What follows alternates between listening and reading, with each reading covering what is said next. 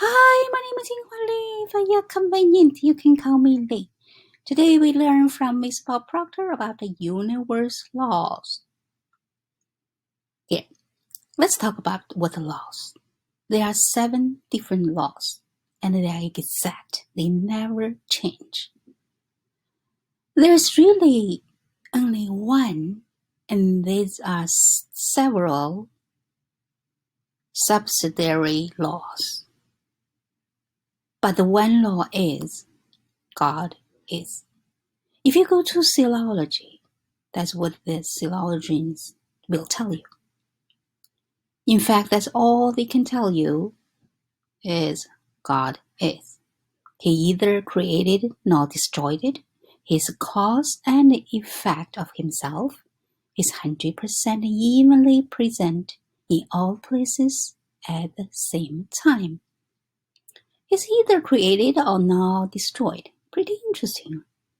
Now, of course, if you go to the scientist used to be they said used to be science and the religions used to be antagonistic, but I don't think they are anymore. I think one studied the cause and the other studied the effect. At least that's conclusion I'll arrive at. But they tell you energy is. Yes, that's it. Energy is. That's all they can. The engineer, their side is they don't even know what energy is beyond energy is. That's it. Energy is. It's either created or destroyed. Its cause and the effect of itself is 100% evenly presented in all places at the same time. Do you know what that would mean? That's what I am, energy. All the theologians said, no, that's what you are. You are spirit. You are God's highest form of creation, as a matter of fact. Well, then, there's these 7 subsidiary laws that dictate how everything going to happen. Let's look at them. Number 1. Oh, the law, by the way, they don't have any particular order. You can mix this up. But you couldn't talk about one without talking about another. One is perpetual transmutation of energy. Did you know that energy is always moving into form, through form and back into form? Energy is moving into form, through form, and back into form.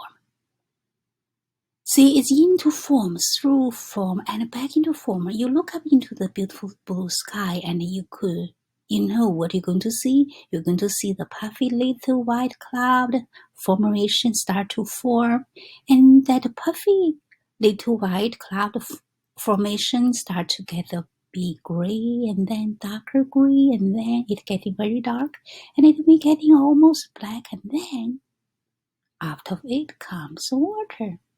It's moving into form.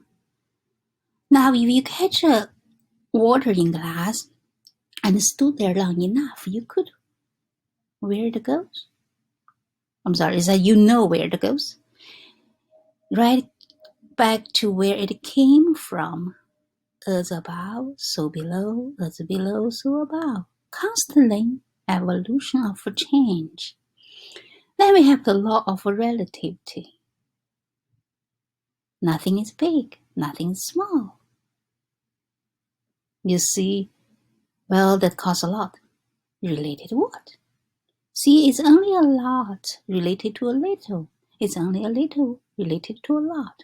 Think about it. You could say that was a big win. Compared to what? Well, compared to what I used to get, everything is relative. Nothing's big, nothing's small. Think about this. You got to relate it to things. It's a law of relativity. It's Marvel's laws. Let's reduce everything to the ridiculous, then it would be easy to do. I have a feeling here for some reason when I take the screenshot something, it doesn't really make that much sense, but anyway, like told you guys, when we learning, we try to get understand, because those machine thing when they talking. I have feeling Miss Bob Proctor tried to tell us we try to reduce everything to be smaller, so that way it's easy. Like, see, because it's following, he mentioned something. You see, when we look at the big problem, we try to turn them into small problems. And see here, you said that you got a big goal, break them into small part. Then we have the law, it's a very, very important one, called the law of vibration.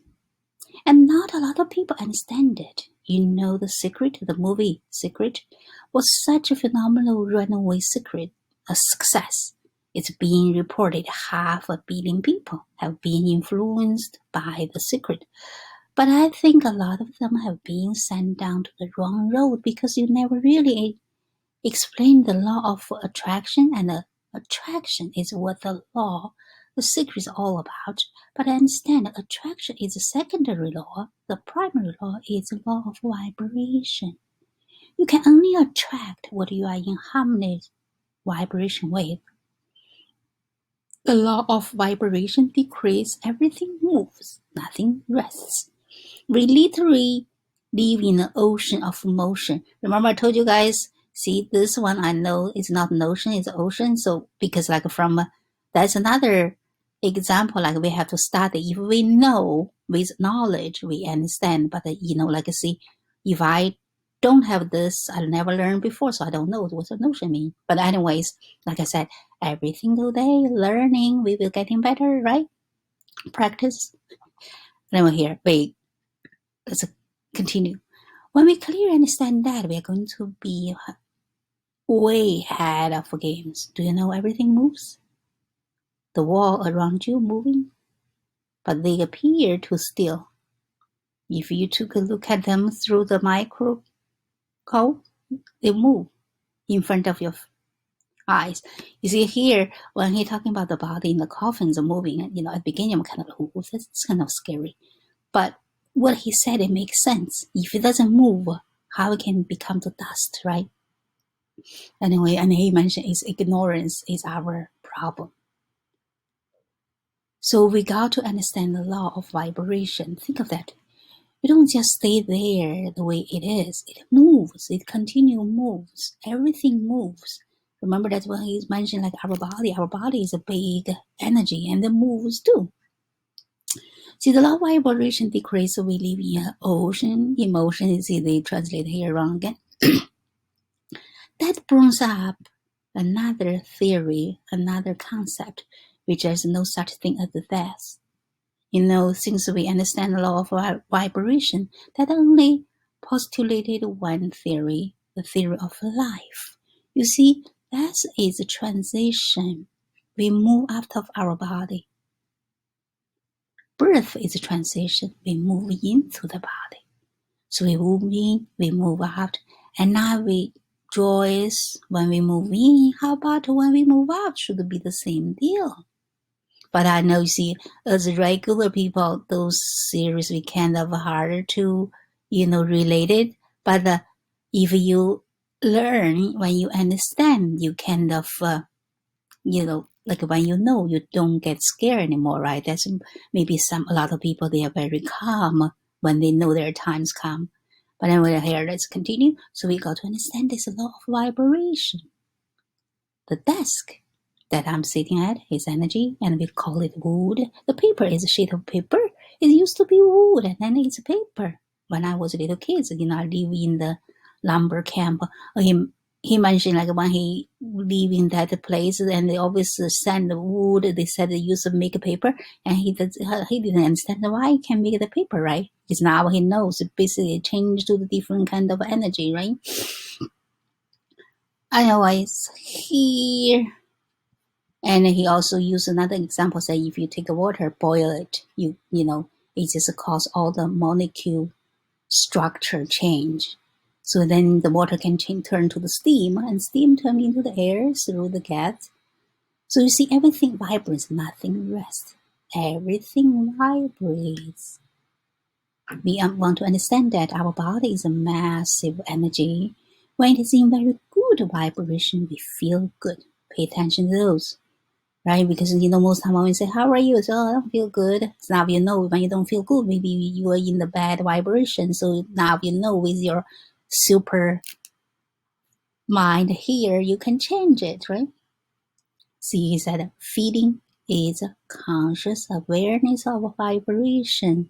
When you don't feel good, it's because you are in bad vibration, and that's because you have a nasty idea in your mind. Look at here, when I read this, that's kind of interesting. But now I try to figure out, because I remember I used to get a headache. But now I try to think, what kind of nasty idea I had, but I'm still trying to figure out, because I remember one time I went at work, maybe because the goal, didn't reach, it didn't bother you. But anyway, remember whatever I learned, sometimes you have to look back to check what's going on. But now something going on in your mind, but you can change it, right? Change your thinking, and then you change your vibration. You can change the way you feel. Then we have law of polarity. Now the law of polarity decreases everything has an opposite. You couldn't have yin without out, or up without down, or hot without cold. Every positive has a negative. So every problem has an opportunity, and now the truth is there is no such thing as a problem or opportunity. Everything just is. It's how we look at it. It is what it is. That's it. Now, if you see something bad, why don't we say, hold on a minute, it's my perception that's messed up here. If I stare at this long enough, I'm going to see what's good in it. There has to be good in it. You couldn't have inside to the room without having outside. You couldn't possibly have up without having down. That's just law of polarity. It decrees everything has opposite. I don't care what you look at. That's the option. See, something here is missing, but I believe maybe that's your option. I feel like either your perception. So you see something really good, there's also really bad. Now think of this. If it's only a short way up onto my desk, it's only a short way down off my desk. If it's a long way to the top, it's a long way to the bottom. You can't have a long way up and a short way down. It doesn't work that way. They are equal and opposite. If it's very good, it's very bad. If it's very bad, it's very good. So you got a big problem, get excited, you got a big opportunity. Now that's what he tried to mention. Sometimes we see the problem, and he tried to say, don't get upset, should we get excited because you get a big opportunity. And then here, now he's talking about the law of rhythm. I always say that Catholic understand the law better than the Protestants, but the law of rhythm is a law, and we have a birhythm. We go up and down. We live simultaneously on 3 planes. We are trial human beings. We are spiritual, intelligent, and physical. See here, that's why sometimes you feel like you don't feel good, or you try to feel all the time good. That's not right. If you feel down, but you can change, but when you feel down, it's not your fault. Basically, it's like a rhythm, right? As long as you can use your mind, balance it, it's good. And he said all 3 is on the rhythm cycle. And we have critical highs and critical lows. That's when all 3 parts of us are on the critical high, all 3 parts of us are very low. Did you know there's some airline that will not let their pilots fly when they're on the critical low? I mean, those make sense. Think about it, it's a pilot, right? Because over 100 people on the flight, that's like our life. So I think those are like good rules, because basically we should take care of each other, right? Anyways, here, and he mentioned something you can have a charted, because he said people ask him question, and basically he knows. They just try to find his rhythm cycle, but he said he doesn't care. That's another way I'm thinking, like we live in this society, all kind of people around us, right? Some people, they really be nice, try to really learn from you, or some try to be, like kind of criticize you. You see, Miss Proctor, whatever happens, he just treat as it is. See, that's like, I believe, maybe because after almost 60 years learning and everything he can change, but we have to try to learn, right? How to balance, because no matter what you do, people will criticize you. Are you really just follow what they criticize, or you just like people don't like you? So most important thing, do you like you, right? Anyway, here, like it, now by this law, you have, up and downs, but as long as you pay attention, you can try to control. See here, Miss Proctor said, I'm in control, me. See, he's there. Basically, he doesn't want any environment or whatever outside thing controlling him. But that's good part we should learn, right? But at the same time, like I said, when we know the laws, like when we don't feel good, if we understand, we can kind of control, right? You don't see, but if you don't understand, maybe you start to doubt or worry, am I sick, or those kind of things. No, it's just our cycle, right? So and then you see here, he also mentioned, for those monthly thing, not only for the girl, for the boys, they have their cycle too. Anyway, and here, see, like I told you same thing, like we have those high, sometimes you feel like you're happy, and then when you're happy, you see, like you remember a lot of good things, like your intellect is higher too. But then someday you just, for some reason, you just feel down, right? And then it's okay now, it's your rhythm. When you up, it can be down, but when you're down, can be up, so you can control. And here talking about the law of cause and effect. So he said, Emerson called this law of law. Everything has a cause and everything has effect. Everything that happens to you, the happening is the effect. What cause is it? We want to understand our attitude. Causes. What kind of day we have? We have a bad attitude. We are going to have a bad day. We have good attitude, we're going to have a good day. Cause and effect is a law of laws. Every cause has effect. Now get this. Every effect then becomes a cause and then sets up another effect. That's why we say there's a chain of cause and effect. A chain of causation. The more we understand this, the better off we are going to be. I like this thing, most time people will complaining, like the results. Now you should know why this happened. Or some people, they say, why is she mean to me, or he is mean to me. But you should ask them, what did you do to them? Because basically whatever you get it out, it come back, right? Anyway, so now we know, before we ask why, we should try to find what's the cause of that. And also there's another thing, I think one time the doctor mentioned, we treat the symptom, not cause. Like, a lot of people getting sick or depression, those kind of things. But now because whatever comes in, because all the power always flow through us. When this power comes in, it's not negative or positive. Because what we thought put them in the negative or positive. So now with your analogy, you should try to understand, and then try to always thinking positive, even though it's positive, always negative, but you training yourself focus on the positive side. That's why when you feel good, you have a good vibration, right? And then you take a good action, you have a good result. So now with the law, you understand. And also remember, whatever you do, it doesn't matter you have your own business or deal with relationships, everything. Think about it.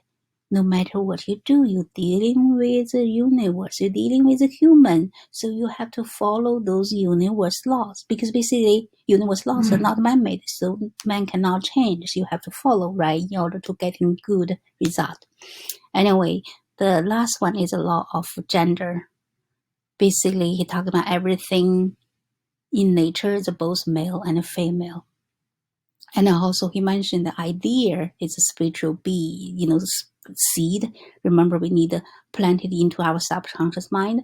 But when you have this idea, we don't know how long there's a gestation or incubation period, but you have to be patient. Whatever you plant in, you will get it back. Anyway, I hope you guys know, from what I understanding, I think it's one major law and 7 others, but those 7s, you cannot talk in one without another. But after you know those laws, and you will decide it when you do things, when you make your mind or you're learning, you will getting better. You go way off ahead a game, so you will win. Anyway, talk to you guys soon.